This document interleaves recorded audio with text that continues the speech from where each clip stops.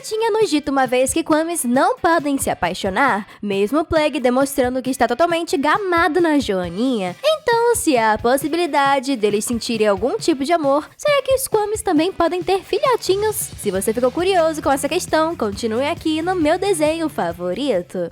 O processo de reprodução é uma das características da natureza de manter todas as espécies longe da extinção, já que essa é a maneira mais natural e eficaz dos seres vivos, sejam os animais, insetos, peixes e até os seres humanos. Mas será que todo esse processo reprodutivo também vale para os Kwamis?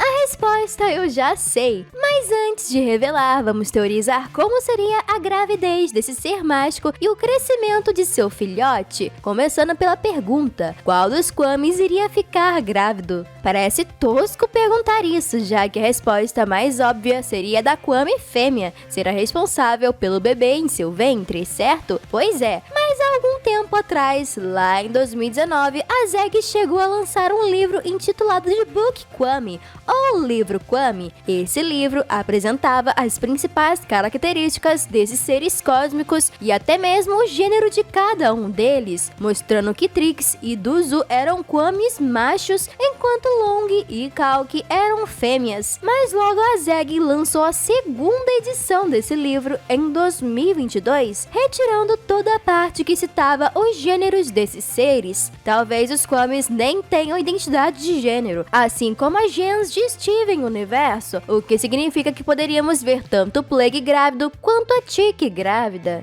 De qualquer forma, após o nascimento de um bebê Kwami, talvez fosse necessária a criação de um Miraculous para o pequeno ser mágico, visto que é através das joias que os humanos conseguem interagir com essas criaturas. Mas e se uma pessoa acabasse por usar a joia de um bebê Kwami? A joia poderia falhar em emprestar os poderes do ser para esse humano, já que o pequenino ainda estaria com sua magia prematura, ou, quem sabe, o portador haja que nem o pequenino, fazendo birra e palhaçadas como uma criança, já que o ser é apenas um bebê. Imagina como ficaria essa situação em uma batalha de heróis. Além disso, como seria a alimentação dessa criaturinha? Ele iria se alimentar só de leite e líquidos como um bebezinho normal, ou ele tentaria comer tudo que aparecesse na sua frente, assim como o gigante Titã? Talvez o ser mágico desenvolvesse gostos pelas mesmas comidas de seus pais. Por exemplo, se o bebê Kwami fosse de Tiki e Plague, o pequenino se alimentaria tanto de doces açucarados como bolos, tortas, galetes e, claro, os famosos macarons, além do cremoso e apetitoso queijo Camembert. Imagina o preço que esse amontoado de queijos e doces daria para os pais da padeira, coitados. E falando em comida, como seria o sono desse pequenino? Será que eles iriam dormir com seus pais Kwamis quando anoitecesse? Ou eles teriam uma energia quase que infinita? Como bem sabemos, esses seres mágicos precisam descansar após seu portador usar os poderes de seus Miraculous. No entanto, se você já interagiu com um bebê ou já viveu ao lado de um, sabe muito bem que essas criaturinhas têm energia de sobra. E com os Kwamis não seria diferente, já que seria necessário a presença de um portador para gastar todo o seu fôlego, até que o pequenino se sentisse exausto e fosse descansar, dando também um momento de paz ao papai e à mamãe Kwamis. Mas caso o portador usasse de maneira excessiva o Miraculous de um bebê Kwami, o pequenino poderia ficar tão cansado a ponto de adoecer, desenvolvendo um quadro de febre severa. O mesmo aconteceria se esse bebê, com ou sem portador, ficasse muito tempo debaixo da chuva ou da neve. O bebezinho ficaria resfriado e, em casos mais severos, até mesmo gripado. Só que remédios tradicionais não resolveriam o problema de saúde dele, sendo necessário um guardião de Miraculous para curá-lo.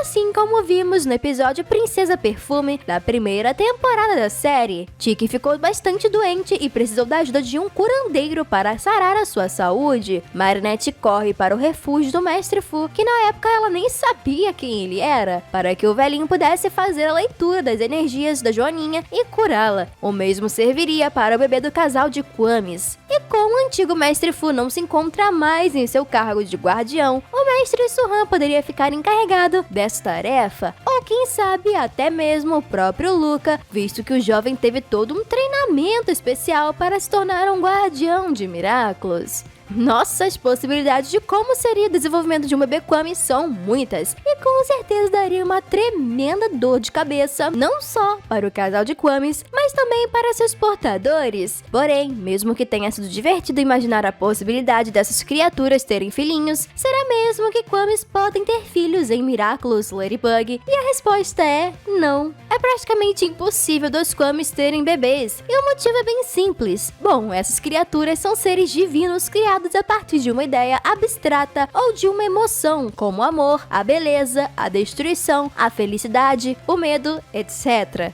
Ou seja, para que haja um novo Kwami no mundo, é preciso de que haja um sentimento ou um conceito abstrato para a criação desse ser. E isso tudo é explicado em uma das HQs de Miraculous Ladybug. Só que, como ideias e sentimentos não são coisas concretas, o que significa que não podem ser vistas ou tocadas pelos seres humanos, os Miraculous precisarão ser criados para que esse contato entre Kwami e humano pudesse se tornar possível. Bem bacana, não é mesmo? Talvez, nesse exato momento, vários Kwamis estejam viajando pelo universo, esperando pelo momento em que poderão ter suas próprias joias e próprios portadores. Mas e aí? Se fosse possível, o bebê Kwami seria mais a cara do pai ou mais a cara da mãe? Se gostou desse vídeo, não esquece de deixar aquele like que nos ajuda bastante a trazer mais conteúdo miraculoso. Muito obrigada por assistirem e hasta la vista!